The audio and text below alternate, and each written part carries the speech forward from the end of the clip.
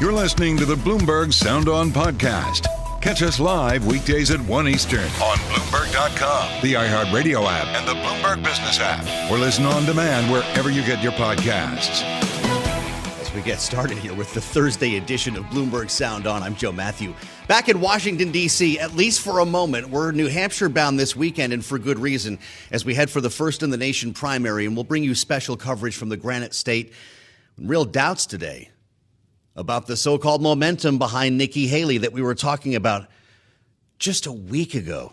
Quite a bit has changed since the Iowa caucuses, and a new poll by St. Anselm kind of says it all. Finding, as I read in the headline, Trump now enjoys majority support within likely New Hampshire Republican presidential primary voters. We saw a blowout win, of course, in Iowa, and there are questions about what this might look like. Remembering, again, it was just a week ago people were talking about a potential win for Nikki Haley. Now Governor Kristen is talking about a strong second, and that's where we begin our conversation today. Before we turn to our panel, and I'm looking forward to having Kristen Hawn on board with us. Jeannie is off today, and we'll be back tomorrow. Chris Galdieri, one of the political voices we turn to in New Hampshire, a political scientist and professor at St. Anselm College, which again cranked out this poll. It's great to see you, Chris. We're almost there. And I wonder your thoughts on what we're seeing today, because your poll importantly reflects the departure of Chris Christie. And it looks like those votes, at least a majority of them, did go to Nikki Haley, but not enough to make a difference. That's right. And I think, I think the Iowa result took some of the wind out of Haley's sails. Her campaign had been talking about potential second place finish, DeSantis being in a distant third. And instead, that's not what happened. Trump won by a huge margin in Iowa, but DeSantis finished ahead of Haley. And she has really struggled, I think, to find her footing after that. She talked about it being a two-person race, but, DeSantis, he's still in this, but he is down in South Carolina and talking about Super Tuesday. I just think, this poll suggests that, Haley might have hit her ceiling and maxed out her support that's out there. It's an interesting scenario to kind of peak early in New Hampshire since it's so early in the process.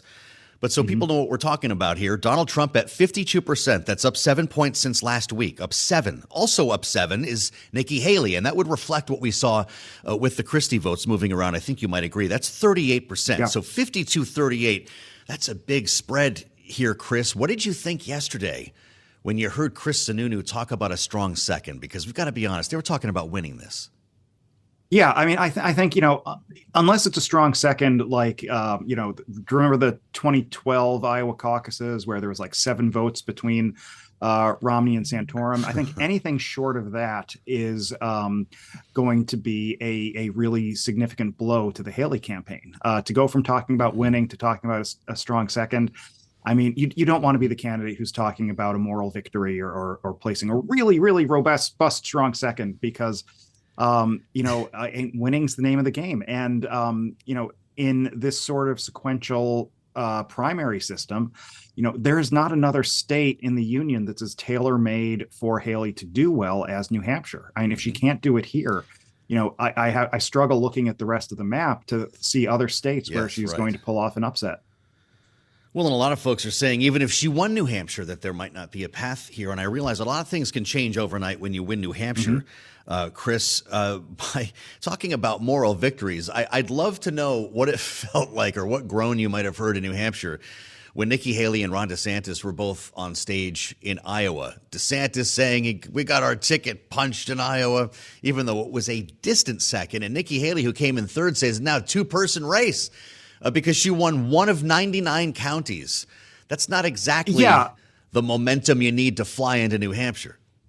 Yeah, that's exactly right. I mean, I think there was a lot of willful self-delusion going on those stages on Monday night. DeSantis had the endorsement of the governor. He had the endorsement of Bob Vanderplaats, an extremely influential evangelical conservative leader. And that got him to 21%. Haley had been talking about coming on strong and surging into second place and giving Trump a scare and knocking DeSantis out of the race. And instead, she finished behind DeSantis. It is just, really tough to look at that. And, look, you say what you have to say to get through the a disappointing election result. I remember Joe Lieberman coming in fifth and saying it was a three-way tie for third. And if you're really old, you remember Mike Dukakis saying he won a bronze medal in Iowa in 1988. Remember that? We got it's just, look, I mean, it's winning is better than losing. Sure, sometimes a strong second can help when you've got a close race, when you've got, a delegate hunt going on, like, Clinton Obama in 2008. But this isn't that. This is a dominant front runner who won a big victory in Iowa and seems on track for a similarly sized victory in a state where, it's the best case for somebody else to win. And yet Trump seems to be doing quite nicely here. Well, we're getting a straight deal from New Hampshire today with Chris Galdieri at St. Anselm College. Speaking of willful self-delusion, I don't know if he just came up with that on the spot, but that was pretty good. Your governor, Chris Sununu, might have something very much in common with the governor of Iowa, Kim Reynolds. They both went out on the line and endorsed somebody, it looks like, who's not going to win. Isn't that something? Mm-hmm. Yeah, it is. It is. And, Chris Sununu, he thought about running for president himself in this cycle and decided against it. And then he spent a lot of the last year sort of courting and boosting all of the other Republican candidates who weren't Trump. He's talked about the need for a non-Trump alternative. And basically he was, if you were a Republican running for president, he would show up at your events to boost your profile here, and ultimately settled on endorsing Haley. That said, he's also said, well, of course, if Trump's the nominee, I'll vote for him, which I think also sort of stepped on the Haley campaign's message, which is that Republicans need somebody who's not Trump. She's being very gentle in her criticism. It mainly comes down to electability, but she's, made the argument, look, Donald Trump is not popular with the country at large. Republicans, you might love him, but everybody else does not. So go with a fresh face, go with somebody younger, go with somebody without the baggage. So I think for Sununu to say, on the one hand, we have to have Haley as our nominee, and on the other to say, but if it's Trump, of course, I'll vote for him over Biden, is just, you're stepping on your own message there. Not that is unusual here. We haven't really mentioned Ron DeSantis because, he's unchanged. Isn't that fascinating? In your poll, Haley and Trump are each up 7, still with a wide gap. But Ron DeSantis is stuck in the mud. And it's interesting, he's moving his staff out of New Hampshire now to South Carolina, and is going to be spending half the time between now and your primary in either Florida or South Carolina. So, is this over? I never want to say it's over before voting happens. Events can take place. A meteor could hit somebody's campaign bus or something. But DeSantis, he's in a really tough spot of having been a candidate who came on very strong, had lots of support, had tons of money, and it just all evaporated. It just wasn't enough for him. He staked everything on Iowa. That didn't happen. If he spent a year in Iowa, had the support of the governor and so on, and couldn't get better than 21%, I don't know how he's going to improve on that in some place like South Carolina, where he's barely set foot in the last year. And then once you get to Super Tuesday, I mean, what is the plan there? I just don't see what it is. Anybody care they canceled the debate after Nikki Haley said she wouldn't go because Trump's not going? Is that being taken personally? It's like, I'm taking it personally. It's like they canceled the prom or something. Come on. But look, it's a huge event. It was a blow to our college that was going to host it. It's an opportunity to put our students, our staff, our campus on the national map. I don't think anybody's like taking it personally, but I think it was a blow to those of us in New Hampshire whose bread and butter is the presidential primary. I'm glad we finally got it from somebody in New Hampshire. When does the carnival begin? I know Donald Trump's doing the rally, and I remember, by God, we've seen this before. Like the traveling road show that follows him will occupy downtown Manchester and Elm Street. You're tailgating before this thing. When does it all begin? I think his Manchester rally is on Sunday afternoon this year. Last year, I think it was the day before the primary, and I think we talked on TV that day. So I got to make my way through that to get to the studio. So that was a little hairy.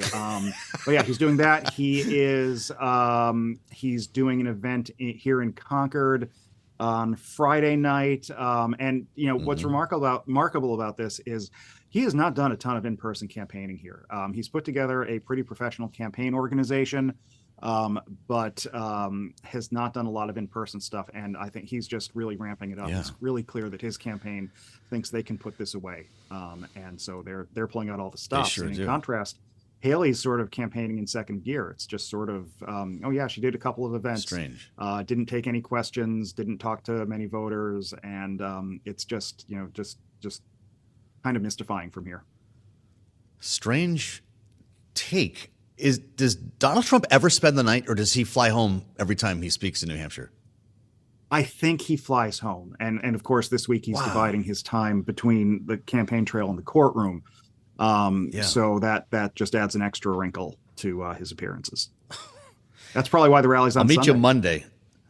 All yes, right. Of course. I'm looking forward to seeing you, Chris. We'll be talking Likewise. on the ground in Manchester starting next week. I'm sorry about the debate. Now I feel sad about it. It's okay. He's at St. Anselm College. I want to meet some of your students while we're there. Chris Galdieri in New Hampshire. All right. With us here to get things rolling on Bloomberg Sound On. Be well, sir, as we assemble our panel. Rick Davis, Bloomberg Politics contributor, Republican strategist today, is joined by Kristen Hawn, Democratic analyst, ROKK Solutions. It's great to have both of you here. Is Joe Biden excited looking at this? He said he wanted to run against Donald Trump, right?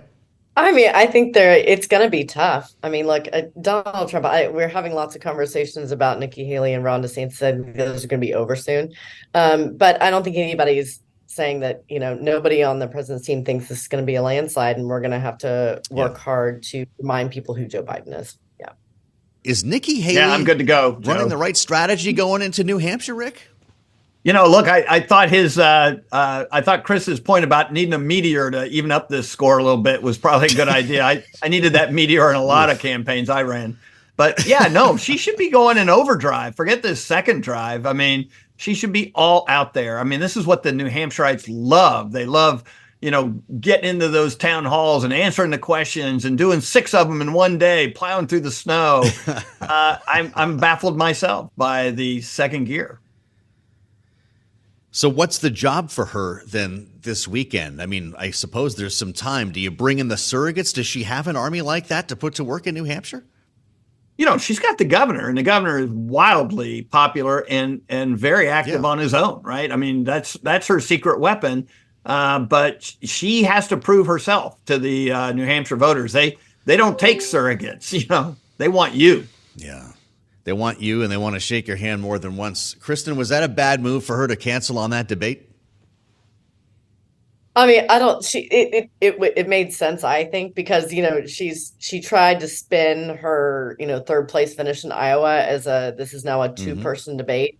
And if it's a 2-person debate between her and Trump, and she does that, it just kind of looks a little silly. So I think it probably was, her, thinking on this. But it's silly to have these debates without Donald Trump in the room anymore, too. So, right. I don't so think you understand the logic, but maybe it wasn't the best look. I don't know. We'll figure that out. I want to get into this poll with Rick and Kristen coming up. The poll from St. Anselm. Fascinating numbers here. We've got 2 great panelists with us, and we're going to spend some time on the poll next. Also with an eye on Washington. Are we shutting down on Friday? I'm Joe Mathieu in Washington. This is Bloomberg. You're listening to the Bloomberg Sound On podcast. Catch the program live weekdays at 1 Eastern on Bloomberg Radio, the TuneIn app, Bloomberg.com, and the Bloomberg Business app. You can also listen live on Amazon Alexa from our flagship New York station. Just say, Alexa, play Bloomberg 1130. A strong second is the new pitch from the ever-popular governor of New Hampshire, who went out on a limb to endorse Nikki Haley to try to make a difference. May have even convinced Chris Christie to get out of the race. That would be Chris Sununu, who until Iowa was talking about Nikki Haley winning this thing. And that is kind of what has changed here as we look at new polling from St. Anselm College. We're just talking about that with Chris Galdieri. We want to put it to the panel. A great combination today. Rick Davis is back from Iowa with us here, Bloomberg Politics contributor, Republican strategist, along with Democratic analyst Kristen Hawn, partner at ROKK Solutions. Great to have you both here. Rick, your impressions on the poll. We've talked a lot about momentum. We thought it was going to be Nikki Haley's momentum. It appears to be Donald Trump's right now. He's up 7 points now. And just since last week, 52% likely Republican primary voters. And while Nikki Haley scooped up all of Chris Christie's people, or at least a majority of them, it was far from enough to make a difference. Is a strong second the way we should look at this? Yeah, well, it certainly looks like where we are today. And of course, these polls are just a snapshot in time, right? I mean, the question was, could Nikki Haley's momentum that she clearly had going into Iowa continue coming out of Iowa? And would Donald Trump get a bump if he, surpassed anybody's expectations, which I think his win in Iowa did. So what we're seeing in both this poll and the Globe poll yesterday, very consistent. And both of them have Donald Trump over 50%. Both of them indicated a bounce coming out of Iowa. And even though you're right, I think that Nikki Haley has benefited from Chris Christie getting out of the race. It hasn't seemingly gone much beyond that. And so she's, in a trading range between the middle to high 30s, not enough to get you competitive against the president to win. And I'm sure that's one of the reasons why we're starting to hear from her folks internally, like Chris Sununu, that, setting expectations for a close second would be okay. New Hampshire is a funny place, and it surprises you many times. There are a lot of pollsters who've lost their reputation for being accurate by going and polling in New Hampshire. So I don't think you want to go to the bank with these numbers. Yet I think without a thing like a debate or, any major changes happening between now and Tuesday, it seems to be on this trajectory. See, there you go. We go again with the debate. She could have had a viral moment tonight. I still say, Kristen, how much stock are you putting in these numbers? I'd like to know how you're reading this poll, because there's some interesting stuff here with 60% of respondents that say they changed who they would support based on candidates suspending their campaigns. That's not just Chris Christie, but I suspect Vivek Ramaswamy, I won't mention Asa Hutchinson, are turning to Nikki Haley. Could we see a late bump here, a late surge for her? Potentially, New Hampshire is an interesting place. So, it's really, that's why it's so hard. This is why we talk about it so much every time, every cycle, because it's really hard to figure out what these voters are going to do when you have such a high percentage of voters who identify as independents. They can go in and do whatever they want, right? So, and what's interesting, we go back to the debate. If she's not going to debate and spend time, prepping for that, then why isn't she running around that state, going from diner to diner and event to an event? If she's putting so much stake in this, it baffles the mind. And then even looking forward past New Hampshire to South Carolina, we're all thinking that, all signs point that she's going to get trounced in her home state by Donald Trump. It just, I don't know. Even if she does surge in New Hampshire, it doesn't mean that she's got the resources or has put in the work to do what she needs to do, come South Carolina Super Tuesday, all those things.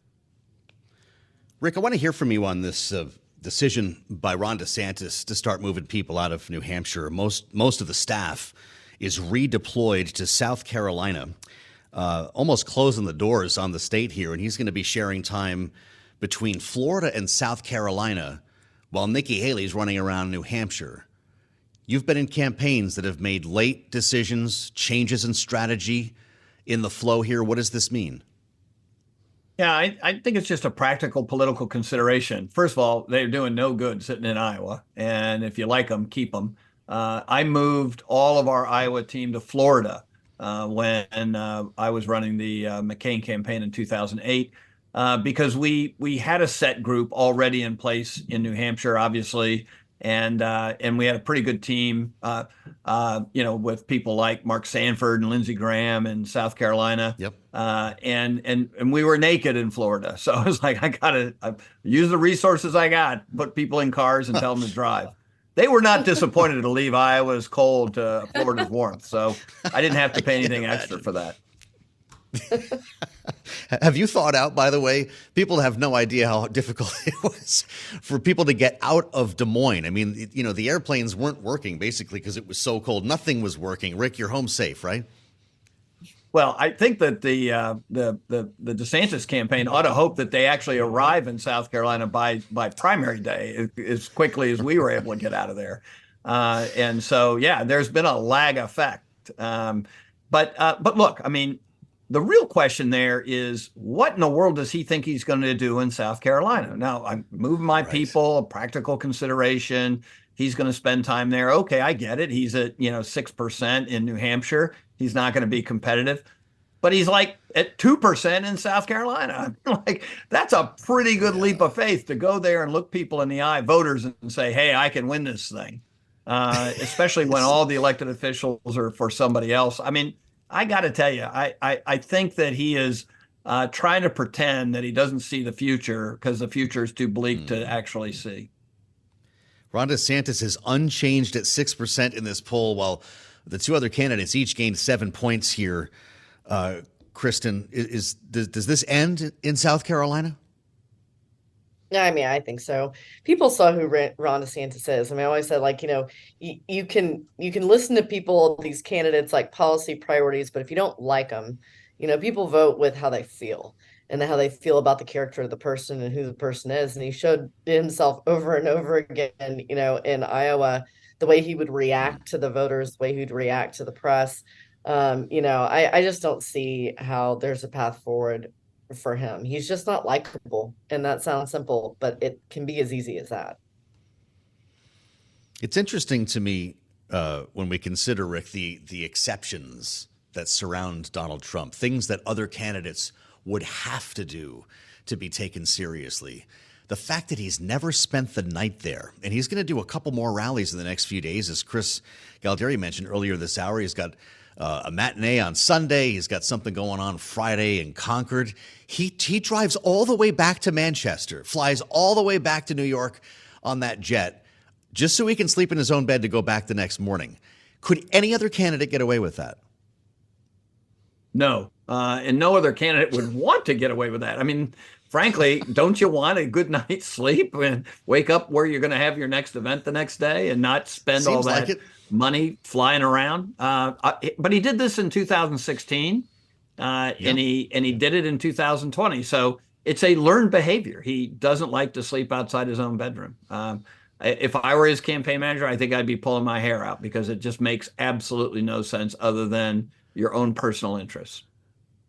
Kristen, it reinforces this idea that we've never seen two incumbents, if you will, running in the same race.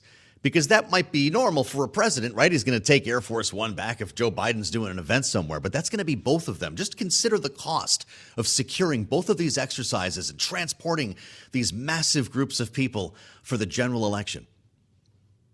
He doesn't care. I mean, he just, he's not doing this because he wants to connect with anybody. And also, I mean, I agree. Like, if I were his, campaign staff, I'd be pulling my hair out. But he also won Iowa in a landslide and didn't have to do much. I mean, he was in court more than he was doing events in Iowa.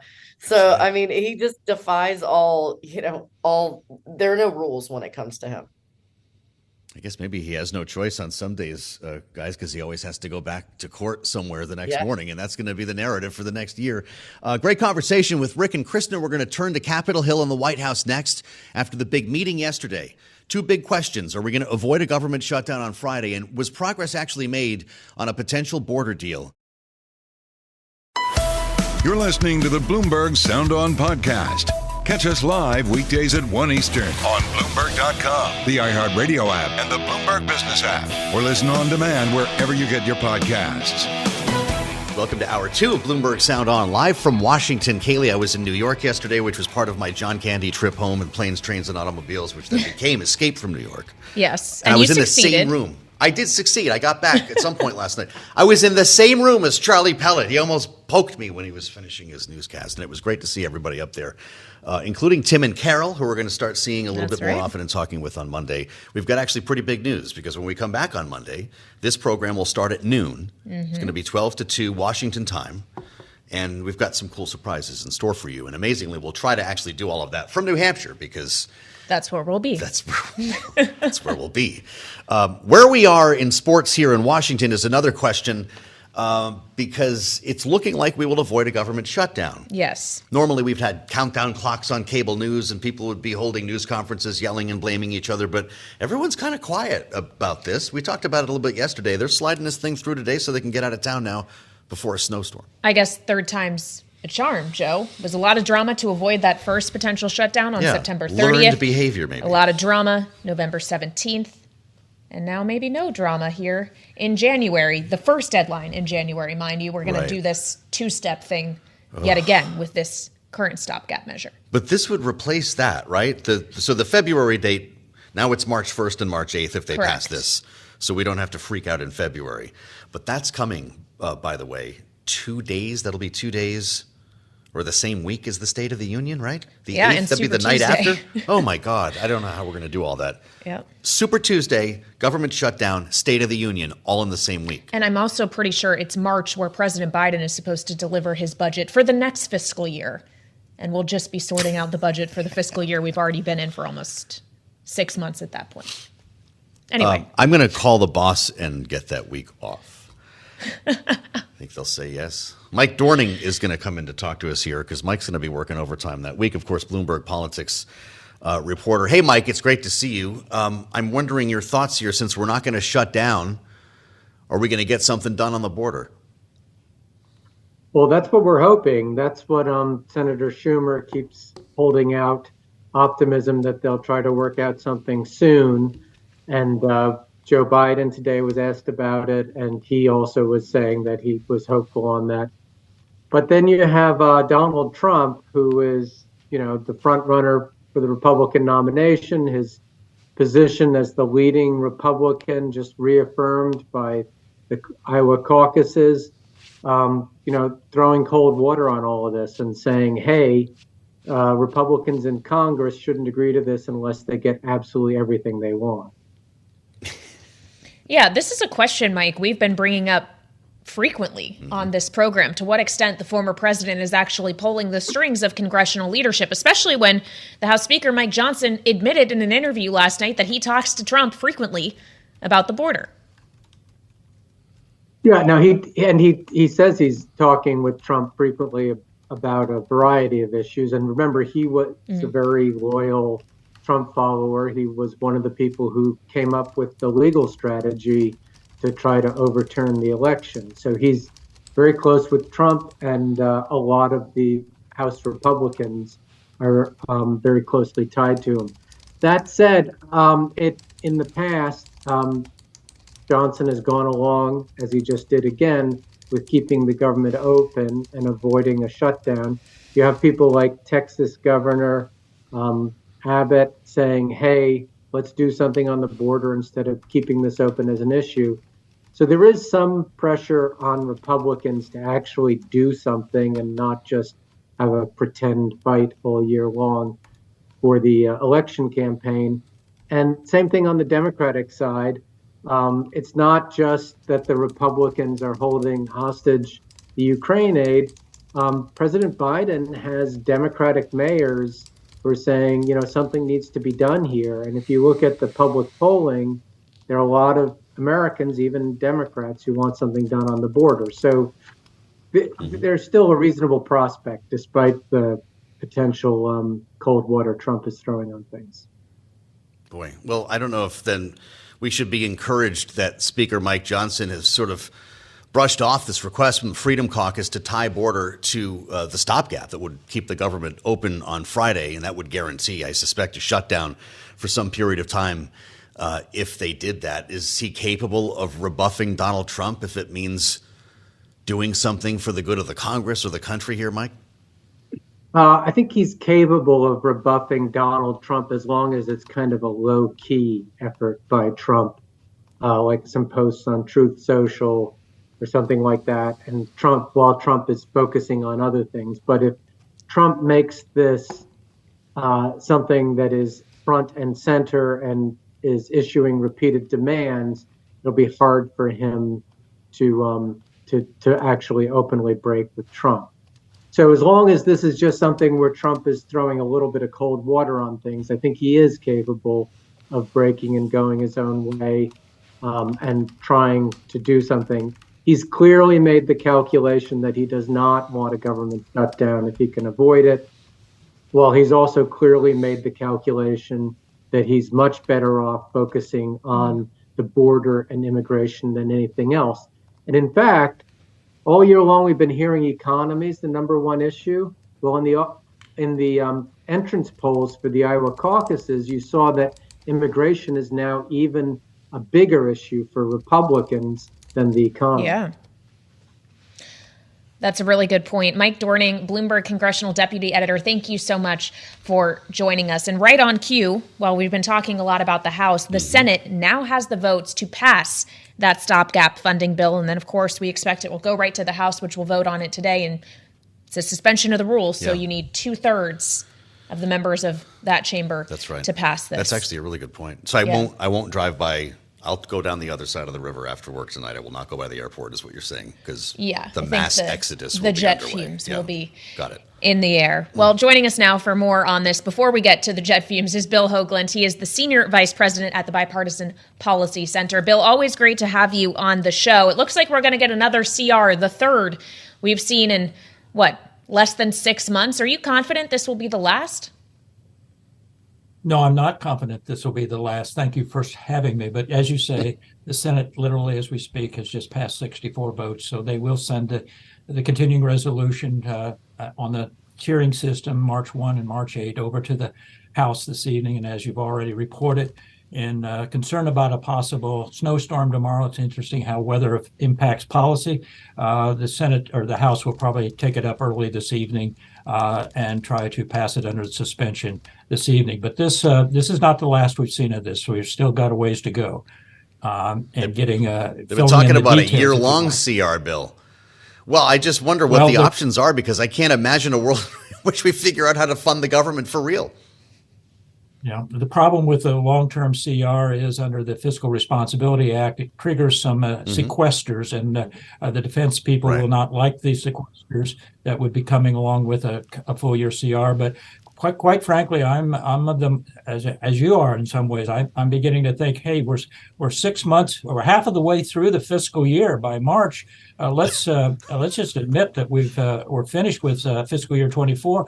President will submit his budget for the next fiscal year right around then, as you say, around State of the Union address. Let's admit that we finished up fiscal 24 and move on to 25. But then the 1% cuts kick in, right? So I totally get what you're saying, Bill. Why even bother if you're only talking a few months by the time you actually sort it out? Just start fresh in the new fiscal year. But isn't that problematic?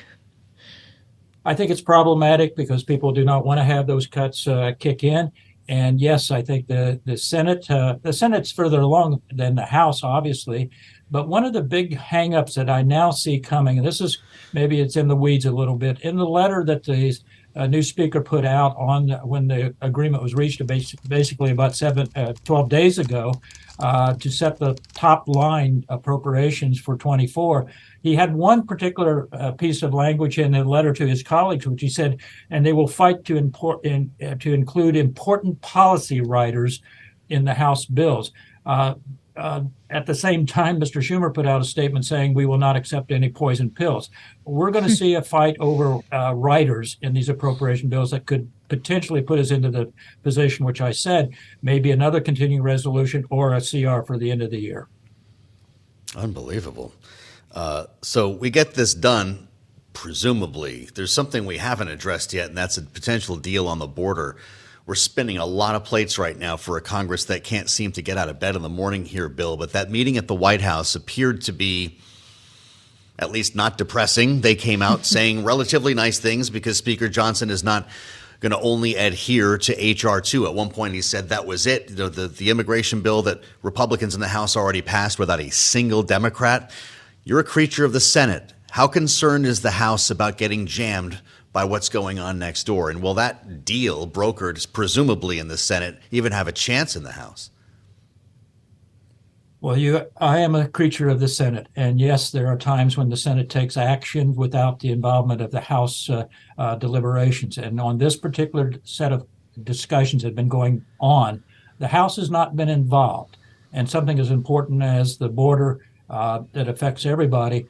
And I do think that this is a issue that's going to come, even if the Senate could put together and get an agreement and 60 votes to pass some immigration reform, which obviously the Senate is working very hard to do, and Mr. Schumer and Mr. Connell are all on the same wavelength here. The House has not been involved, and the new Speaker is probably going to have a very difficult time of simply taking whatever it is that the Senate sends over, and is fearful, quite frankly, of being jammed. From that perspective, I don't follow the immigration issue as closely as I do on some of the fiscal issues, but I am very concerned that there are House members, and you just had a discussion as it relates to the former president's involvement here, that maybe they want there not to be an agreement so that this becomes a political issue this fall for re-election purposes. While the Senate seems to be on board, and there seems to be some nice, happy talk coming out of the White House yesterday, I think we are still a long way from any kind of an agreement on border issues, particularly on the issue as it relates to parole and the powers given to the president on parole. Well, Bill, we just have a few minutes left with you, but I'm glad you brought up the 2024 election and its role in all of this, considering that former President Trump posted on Truth Social, "I do not think we should do a border deal at all unless we get everything needed to shut down the invasion. I have no doubt our wonderful Speaker of the House, Mike Johnson, will only make a deal that is perfect on the border." And Bill, we know that Johnson and Trump talk frequently. How do you think about the former president in this scenario? I think the former president, I think Republicans broadly should think about this very carefully as to whether or not any kind of a next Congress, even if the Senate switches and the House may not switch, this may be the best opportunity for any kind of reform of the border in the near future, because I fear that a House made up of Democrats next year, if they take over, which it seems to be the prognosis right now at least, and even if the Senate was to become Republican, I do think that the opportunities for a border agreement is the best time is right now, as opposed to putting it off until next year. And by the way, that's too long anyway. We need to be dealing with this now. Bill, it's great to see you. Appreciate the straight talk. Bill Hoagland at the Bipartisan Policy Center from just next door here in Washington. We thank you for the insights, as always, Kailey. A lot of questions after a meeting that was supposed to bring answers. Yeah, that's right. We know that Speaker Johnson, coming out of that meeting, said the border has to be the top priority. Maybe it's a priority for the Biden administration as well, but so is Ukraine, and therein lies the rub. How true. Congressman French Hill's coming in next. Yep. We'll get this straight from a lawmaker who's in the middle of the action. The Republican from Arkansas will be here next on the fastest show in politics. This is Bloomberg. You're listening to the Bloomberg Sound On podcast. Catch the program live weekdays at 1 Eastern on Bloomberg Radio, the TuneIn app, Bloomberg.com, and the Bloomberg Business app. You can also listen live on Amazon Alexa from our flagship New York station. Just say, "Alexa, play Bloomberg 1130. This is looking like a done deal, Kailey. The Senate's got the votes. Congressman French Hill is waiting right now for that bill to come across the rotunda so they can vote on it in the House. Then everybody goes home before the snow. Are we done? Well, we're not quite at the finish line, and a few members of the House were trying to make some last-minute changes in regard to attaching H.R. 2 or similar border security measures to this stopgap continuing resolution. Right. And yet, according to Speaker Johnson's office, that's a no-go. No changes. That's kind of a big deal. I feel like we're going to look back at that as a moment when he said no to the Freedom Caucus and something actually got passed. But it's not for me to make that judgment. He's with us right now from the rotunda in the Cannon House office building where all the big stuff happens. Congressman French Hill, the Republican from Arkansas. Great to see you, sir. You got your snow boots on? I'm ready. It's cold. It's colder in Arkansas than it is in the District of Columbia. So we're trying to see if we can finish our work today. Well, it looks like you got it, right? I mean, I'm expecting that this will arrive in the House and pass pretty easily based on what we're hearing. How about you? I think so. I think when you saw the cloture vote earlier in the week in the Senate, where overwhelmingly senators were ready to do this very short-term extension to buy more time to get these bills written right, get the negotiations finished, and move the continuing resolution deadline from the 19th, tomorrow, to March 1st and March 8th. I think it's just where we find ourselves in Congress after wasting so much time inefficiently last fall in things like fighting about a spending number that we've already agreed to and trying to throw our speaker out. So that's where we find ourselves. Well, Congressman, you talk about buying more time. More time has been bought twice. A continuing resolution passed at the end of September, another in mid-November. This will be the third. Are you confident that it will be the last? Well, of course I can't say that. I can't say it because people have squandered time so ineffectively over the past few months. We had the Speaker McCarthy effort to do this before the middle of November, before Thanksgiving, and instead of doing it, a small group of 8 people threw the Speaker out of his job. And so then Chuck Schumer squandered the time between Thanksgiving and Christmas, not continuing to move forward in the Senate on agreeing to the House spending levels or working on this supplemental appropriation very effectively. So, look, this is where we find ourselves. I hope we can get this work done. I know we can. We should be able to do it because we've agreed to the spending levels, and now each of those Appropriations Committee subcommittee chairmen will work on the policy. And this is just what's important to Republicans. We got the spending level that we can live with. Now we want to make sure that we get the policy changes that we want in each of those bills before March 1st. There's talk of a border deal emerging. We saw the players at the White House yesterday, Congressman, the Big Four, along with President Biden. There seemed to be some optimism coming out of that meeting, but I keep hearing that the House refuses to be jammed by the Senate and that it could be DOA in your chamber. What do you think? Hey, Joe, such a good question. I think the meeting at the White House was good for about 4 months in a row. President Biden reiterated that he's happy to change policy at the border and happy to work with Republicans on solutions. He keeps saying that, but we don't get anything on paper and get that negotiated. We've got a leader on this project, a frustrating project. James Lankford, the senator from Oklahoma, is trying to put together a policy that cuts off this flow by compelling President Biden to make these policy changes on asylum and parole particularly. That could cut as much as 70% of the flow. That's the kind of policy change House Republicans are waiting to see in writing. Well, you talk about getting things in writing, but the Senate seems more optimistic they're going to be able to do that soon. That was at least the message from Chuck Schumer yesterday. Once it is, and if the Senate were to pass this, what's its fate in the House? What is the House realistically going to be willing to vote for? Yeah. Well, look, here's what I think a majority of House members want is concrete policy changes by the Biden administration on their southwest border policy. They could do many of those by executive action, but they have not. So President Biden, in the conversation at the White House, offered to do some things by executive action and agree to other things in law with Congress. We need to see that in writing, led in the Senate. We need to see how many Republican senators get behind that effort to support it in the Senate. And I think that will really set the tone when that bill attached to funding for Ukraine, Israel, and Taiwan comes back to the House. We've got a couple of things, not just government funding to deal with the seasonal expirations here, Congressman. We've talked about the renewal of FISA, the warrantless spying program that is also up for renewal. And I'm wondering if that's going to get bogged down as well by the debates that are being had here. Nothing seems to have an easy path. Well, again, on the FISA reform, Speaker Johnson has asked Chairman Mike Turner and Chairman Jim Jordan to put together where there's consensus on that. And let me remind you that the Senate Intelligence Committee and the House Intelligence Committee are fully on the same page for these reforms of the FBI, reforms of FISA to protect Americans' privacy, but maintain our surveillance outside the U.S. Those reforms have bicameral and bipartisan support.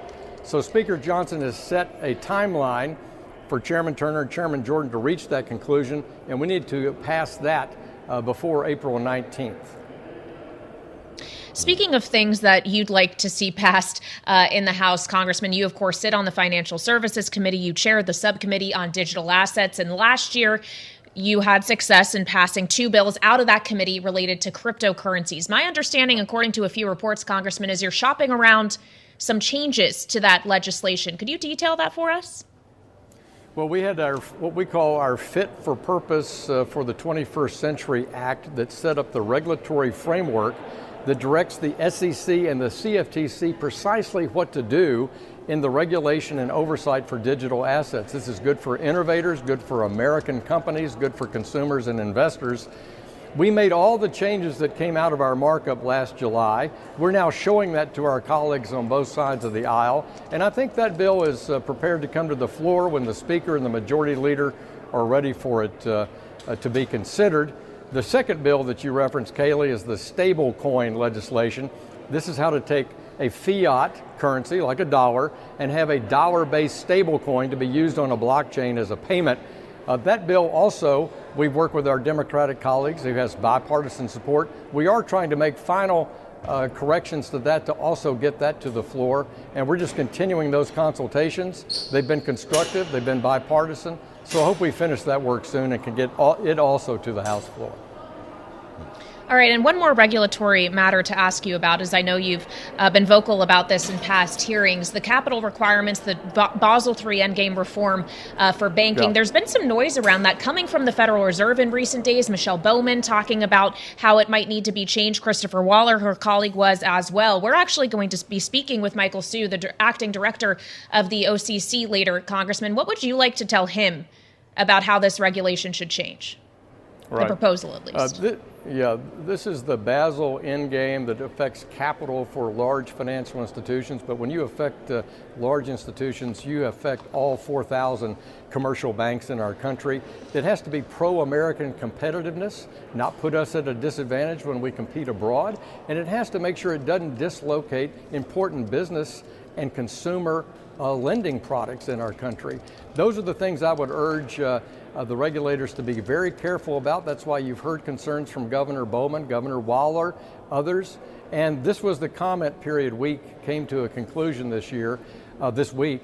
And I'm going through all those to see what are the best parts of the rulemaking and what are the parts that need serious change. And I think my colleagues and I are all focused on that for the next few weeks. We want to make sure the Fed has the right capital structure for our institutions, but we don't want to make America less competitive, and we don't want to dislocate consumers and household and business borrowing needs. We need that in our economy for growth.